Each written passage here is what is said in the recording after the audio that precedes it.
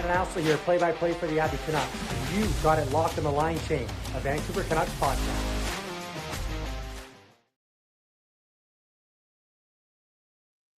What's up, Canucks fans, Canucks Nation? Welcome to the line change. Now, past a certain point, we all expected the 25-26 Vancouver Canucks to undergo a massive exodus.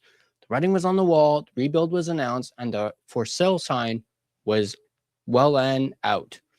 But sitting here on the other side of the 2026 NHL Trade Deadline, that max exodus just hasn't happened. Now, the deadline week itself was surprisingly quiet. We saw the Canucks deal out, of course, Tyler Myers, Connor Garland, and David Camp. If you look back a few months, you can add Kiefer Sherwood and Quinn Hughes to that list, but that's it. Put it this way, there are a lot more Canucks still in this locker room right now than most of us assumed would be here.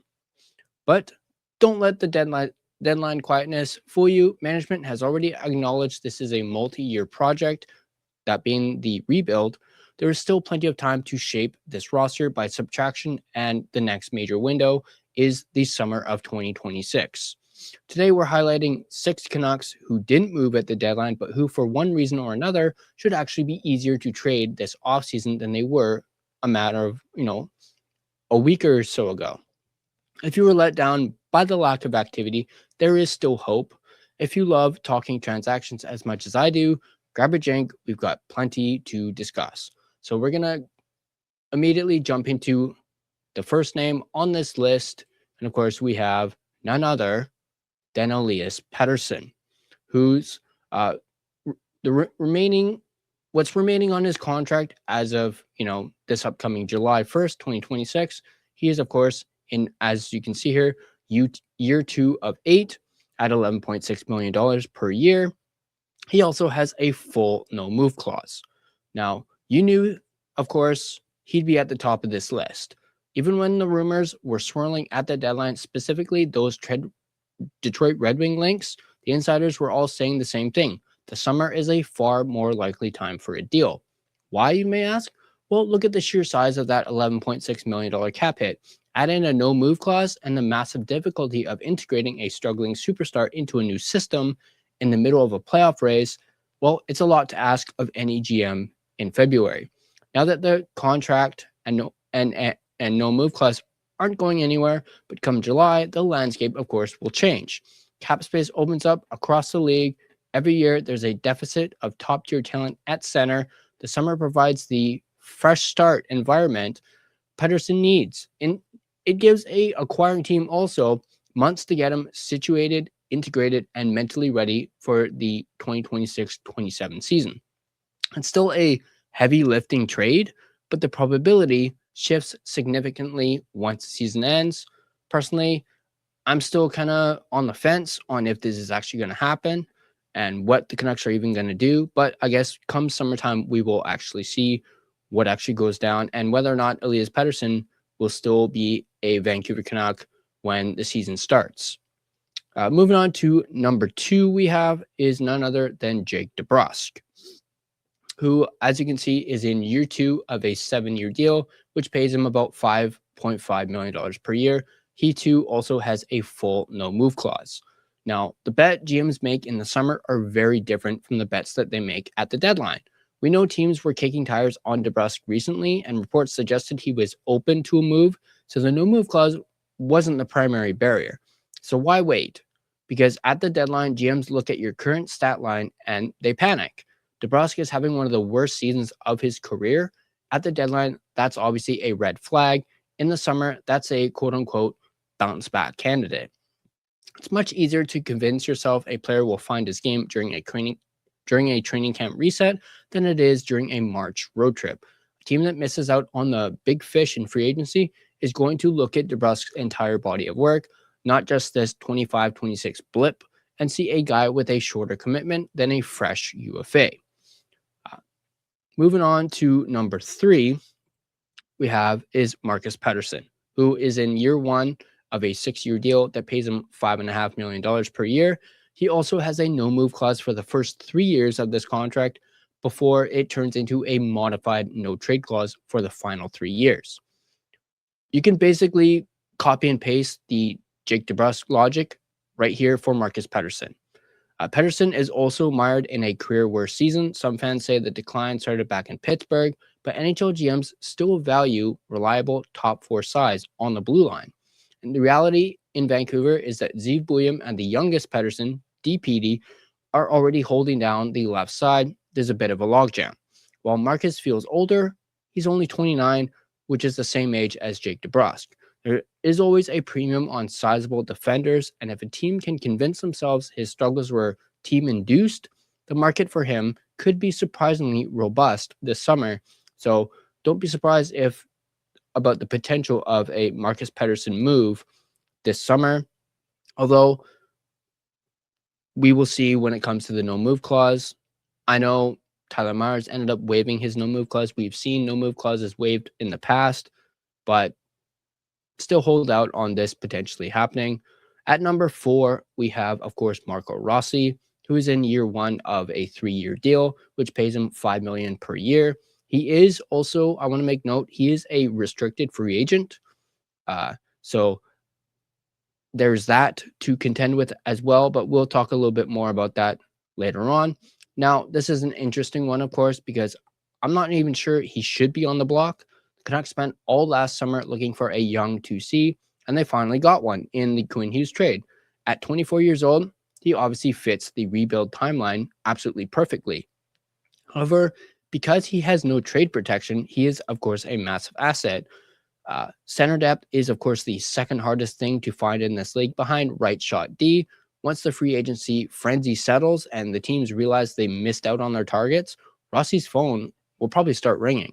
Personally, I think they should keep him. Remember, he's been dealing with injuries since he got here.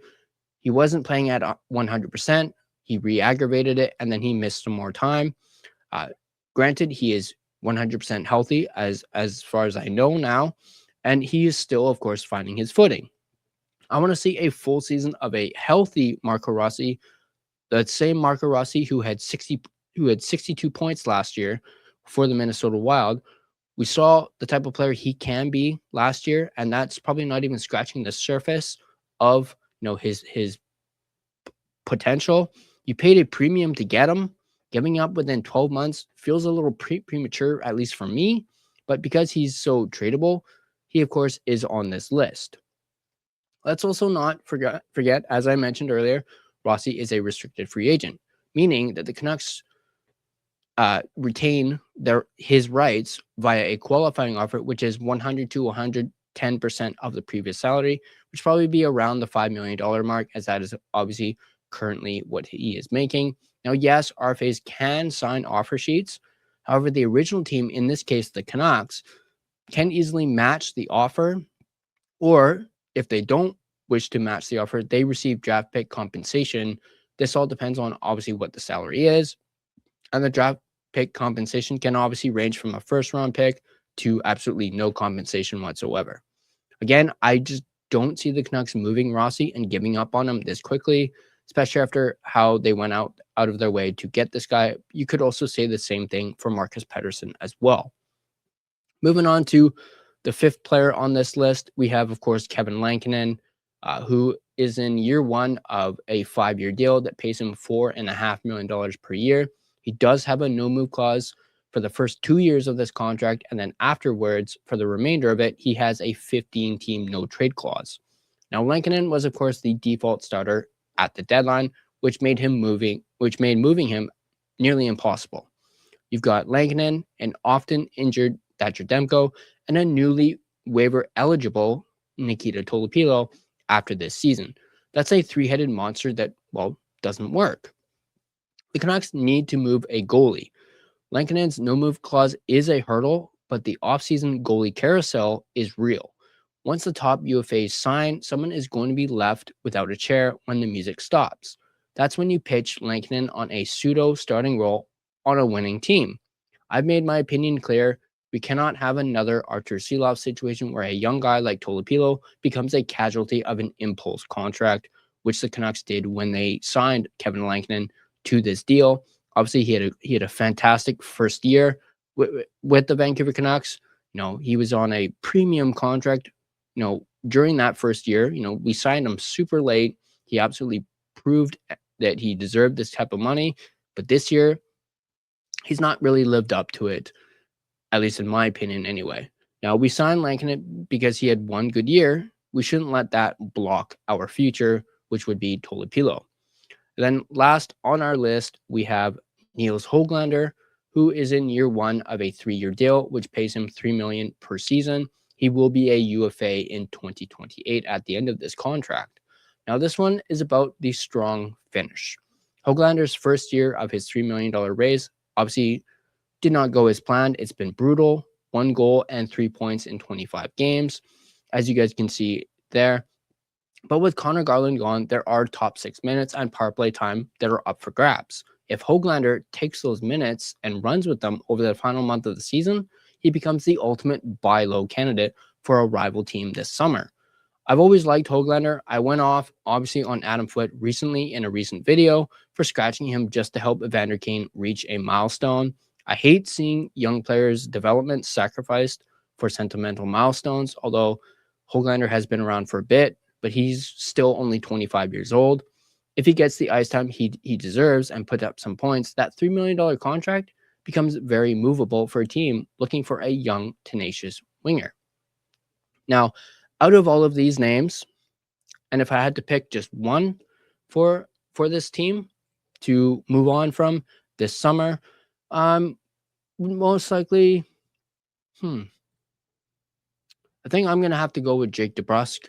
Out of these 6 players, this isn't me taking a knock on DeBrusk at all. The reason I think he's most likely to be moved, as him saying, as what was said earlier, he's open to a change of scenery. He's made that clear that, or I don't know if he's told the team, or, I mean, it's out there that he is open to a move. So he also kind of made it sound like he's not on board for a rebuild, although he did later clarify his comments and kind of, walk them back a little bit. But between him and Elias Pettersson, I see him being the easier to move out. And as was mentioned earlier, teams are going to be looking at his full body of work as opposed to just this season. Now, the deadline might have been a dud for those wanting a total fire sale, but the summer sell-off is where the real work happens. Which of these 6 names do you think is the most likely to be wearing a different jersey come September? Yes, I said September, as remember, we are going to get an earlier start to the season with the new CBA, an official start of an 84-game schedule. Let me know your thoughts in the comments down below.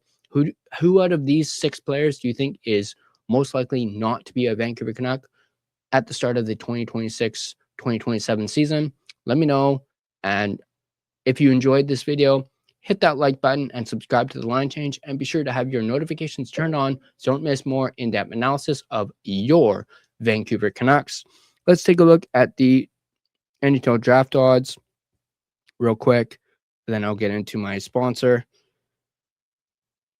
Of course, looking at this, I'm going to go with this one. Detroit Red Wings and the Tampa Bay Lightning. The Red Wings are at a plus 1.5 on the puck line, and the Lightning are at a minus 1.5.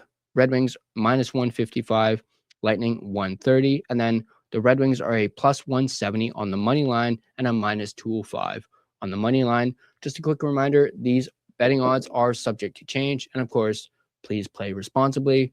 On that note, big shout out and thank you to my sponsor of this video, none other than DraftKings Sportsbook, which is of course a official sports betting partner of the NHL. DraftKings Sportsbook, an official sports betting partner of the NHL, is built for the fastest game on ice. With player props and live betting, every shift, every shot, every save gives you options to get in on the game with DraftKings Sportsbook. New customers bet just $5, and if your bet wins, you get $300 in bonus bets instantly. Download the DraftKings Sportsbook app and use code THPN, that's code THPN, to turn $5 into $300 in bonus bets if your bet wins. In partnership with DraftKings, the crown is yours. Gambling problem? Call 1-800-GAMBLER. In New York, call 877-8-HOPE-NY or text HOPE-NY. In Connecticut, call 888-789-7777 or visit ccpg.org. On behalf of Boot Hill Casino in Kansas, Wager tax pass-through may apply in Illinois, 21 plus in most states. Void in Ontario, restrictions apply. Bet must win to receive bonus bets, which will expire in 7 days. Minimum odds required. For additional terms and responsible gaming resources, see dkng.co/audio. This is a limited time offer. Copyright 2026 NHL, all rights reserved. This video has been a presentation of both DraftKings Sportsbook as well as the Hockey Podcast Network. Be sure to check out the network for your favorite podcast covering your favorite team at thehockeypodcastnetwork.com, the home of hockey podcasts, where it's every team, everywhere.